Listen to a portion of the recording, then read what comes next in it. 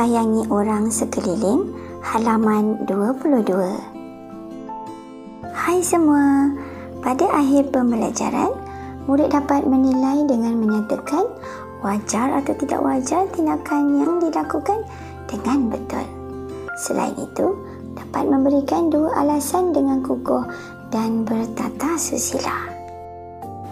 Murid berjaya jika dapat bertutur untuk memberi alasan, memberi 1 alasan berdasarkan gambar, membuat simulasi secara bertata susila dan menulis dialog mengikut format penulisan dialog. Batuk dan bersin ialah 2 tindak balas automatik daripada tubuh badan yang tidak boleh dielakkan. Tidak ada insan yang mahu batuk dan bersin, terutamanya ketika berada di khalayak ramai. Namun, jika kita hendak batuk atau bersin apabila sedang berada di tempat awam, maka kita perlulah membudayakan etika batuk dan bersin untuk kesejahteraan bersama. Sekarang, mari kita lihat apakah amalan ketika anda batuk dan bersin. Sebaik-baiknya, kita dianjurkan untuk menggunakan sapu tangan atau tisu apabila hendak batuk dan bersin.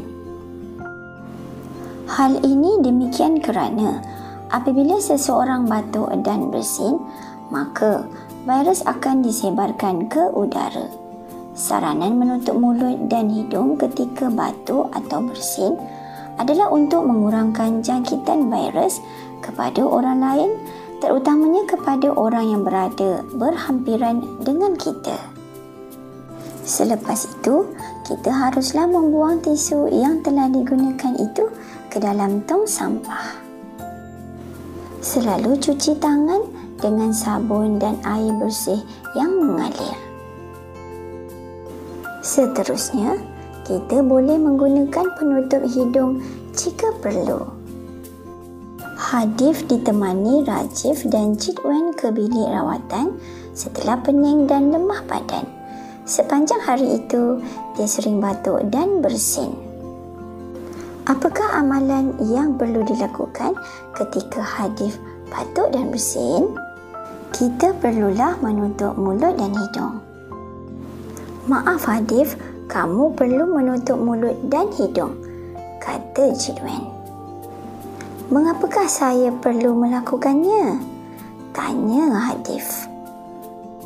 Hadif, amalan ini bertujuan mengelakkan jangkitan penyakit kepada orang lain, terutamanya kepada orang yang berhampiran dengan kita, jawab Rajif.